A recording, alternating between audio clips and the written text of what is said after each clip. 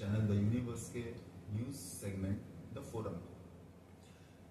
अभी जो आपने गाना सुना, लता जी द्वारा गाया हुआ, हमारे देश का एक, इसको आप कह सकते हैं, ये धरोहर है हमारे देश के लिए। इस गीत के माध्यम से हम अपने देश में जो सैनिक हमारे सीमाओं की रक्षा करते हैं, हमें चैन की नींद सोने देते हैं, उनके प्रति हम अपना आदर भाव दिखाते हैं और उन्हें याद करने की कोशिश करते हैं। लेकिन यहाँ पर मैं आया हूँ आप लोगों के सामने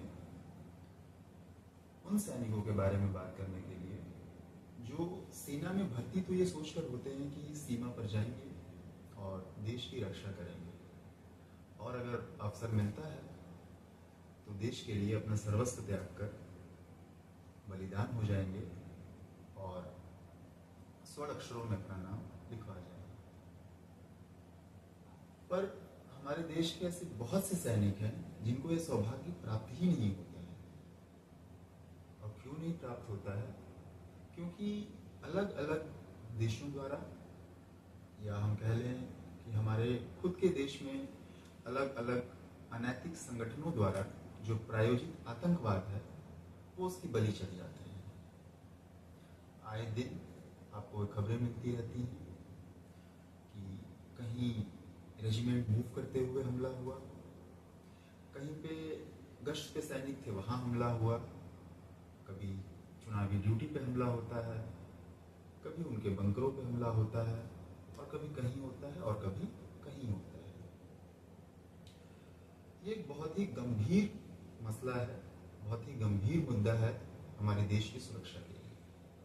ये हमारे वो सैनिक जिन्हें की देश की सीमा की सुरक्षा के लिए रखा गया है, वो देश के अंदर ही शहीद हो जा रहे हैं, वीर गति को प्राप्त हो जा रहे हैं। मैं आपको कुछ आंकड़े बताना चाहूंगा जो इस प्रकार हैं।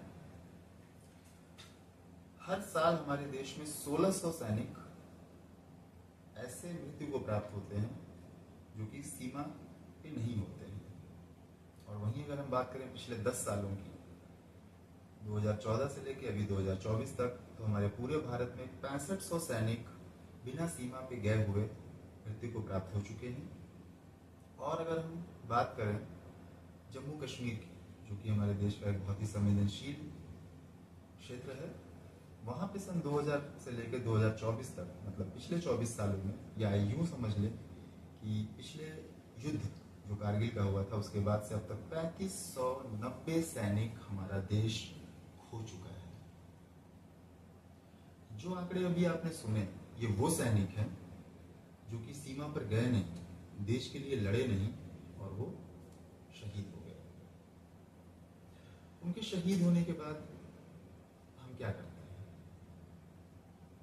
अब मैं यहाँ पर किसी व्यक्ति विशेष, किसी संगठन विशेष या किसी पार्टी विशेष की बात नहीं कर रहा हूँ, पर हम क्या करते हैं, हम एक देश के नाते क्या करते हैं?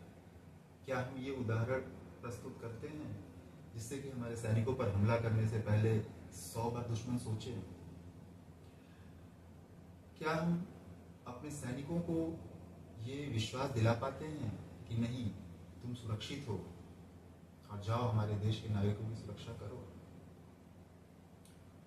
हमारे देश का सैनिक, जहाँ तक मैं समझ पाता हूँ, कि जब वो रेजिमेंट से मूव करते होंगे, वो अपनी गाड़ियों में जाते होंगे या कहीं पे गश्त लगाते होंगे, या अमूमन वो अगर किसी हाई एल्टीट्यूड की जगह पे, किसी संवेदनशील क्षेत्र में अगर अपनी ड्यूटी करते होंगे, तो ज़रूर उन्हें डर लगा रहता होगा।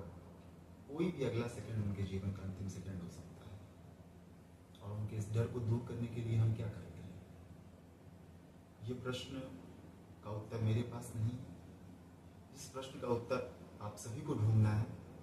और अपने इस मंच के माध्यम से मैं चाहूँगा कि जो लोग ऐसे पोजीशंस पे बैठे हुए हैं जो इस प्रश्न का उत्तर ढूंढ सकते हैं, वो ज़रूर इस पर ध्यान दें।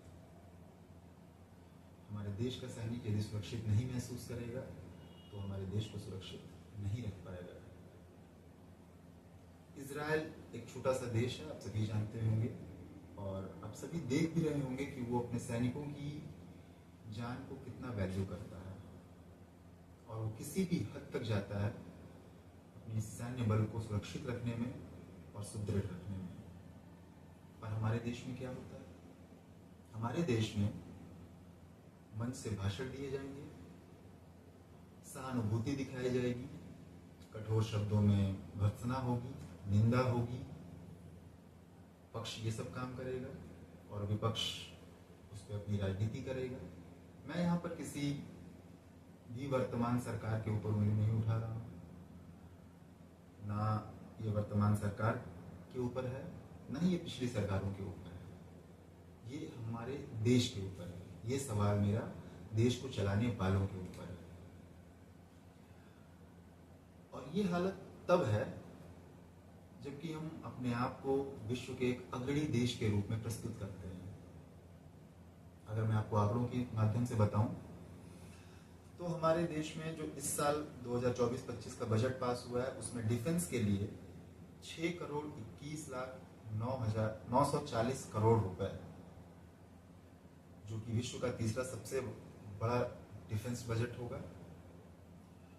और ये जो पैसे हैं ये हमारे टोटल बजट के 12.9% रुपए हैं। हम विश्व की 5वीं सबसे बड़ी इकॉनमी है। हम विश्व गुरु बनने के रास्ते पे जाने का सपना देखते हैं और इतनी सुदृढ़ता, इतने पैसे खर्च करने के बाद हमें क्या मिलता है कि हमारे वो सैनिक, ये पैसे खर्च होते हैं सैनिकों को सक्षम बनाने। हमारे पास क्या नहीं है? कमांडोज हैं, एनएसजी है, हमारे पास पैरा ट्रूपर्स हैं, स्पेशल फोर्सेज हैं, तमाम तरह की चीज़ें हैं, तमाम तरह की सुविधाएं हैं, तमाम रक्षा मसौदे होते हैं, उनमें तमाम पैसे खर्च किए जाते हैं, लेकिन आखिर में उससे हो क्या रहा है? हमारी इंटेलिजेंस एजेंसीज हैं, आईबी है, हमारी इंटेलिजेंस ब्यूरो ऑफ इंडिया है, हमारी रॉ है, रिसर्च एंड एनालिसिस विंग, उसका काम ही यही है इंटेल देना, इंटेल निकालना कि कब कहाँ आतंकवादी हमला हो सकता है। लेकिन एक देश का नागरिक होने के नाते मैं आपको अपना पर्सनल एक्सपीरियंस अगर बताऊं तो अगर मैं किसी बस में जा रहा होता हूँ, ट्रेन में जा रहा होता हूँ, किसी पब्लिक प्लेस पे बैठा होता हूँ और अगर कोई व्यक्ति गलती से भी अपना सामान भूल के अगर हिल भी जाता है अपनी जगह से, मैं डर जाता हूँ। ये डर क्यों है? आखिर में हम कहाँ फेल हो रहे हैं और क्यों फेल हो रहे हैं, ये सोचने की जरूरत है। खासकर हमारे वो जवान, हमारे वो सैनिक जो कि देश की रक्षा करने गए हैं, न कि इस तरह से पशुओं की तरह, इस तरह से गाजर मूली की तरह कटने गए हैं। वो इसलिए नहीं गए हैं कि वो रास्ते में एक जगह से दूसरी जगह जा रहे हैं और उनके वाहन को बम से उड़ा दिया जाए, नहीं। वो सीमा पर देश के लिए लड़ते हुए अपना सर्वस्व बलिदान करने को सोच के जरूर गए हैं, लेकिन वो इस तरह से मृत्यु को प्राप्त होने के सोचकर नहीं गए। सरकारें बहुत कुछ करती हैं, पैसे रुपए दिए जाते हैं, पेट्रोल पंप आवंटित हो जाता है, गैस एजेंसीज आवंटित हो जाती हैं, घर वालों को कई बार नौकरियां मिल जाती हैं, लेकिन क्या ये सोल्यूशन है? नहीं। और ये कौन सोचेगा? ये सोचने की आवश्यकता उन्हीं लोगों को है जो पदों पर बैठे हुए हैं और जिनके पास वो ताकत है, वो पावर है कि वो उस पर कुछ कर सके। विश्व गुरु हम लोग बाद में भी बन लेंगे, पहले अपने घर को तो सुरक्षित करें, पहले अपने घर को सुरक्षा प्रदान करने वालों को तो सुरक्षित कर पाए। हमारी आर्मी कोई छोटी मोटी आर्मी नहीं है।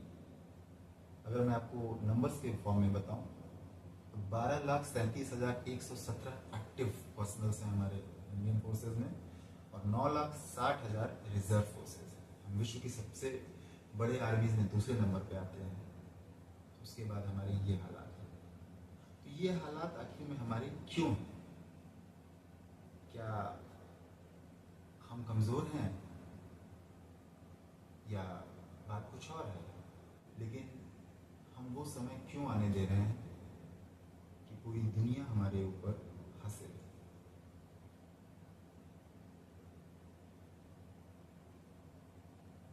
बहुत दुख की बात है, इतने पैसे रुपए संसाधन खर्च करने के बाद भी ना हम अपने देश की सीमाओं को सुरक्षित कर पा रहे हैं और ना ही उन सीमाओं के प्रहरियों को सुरक्षित रख पा रहे हैं।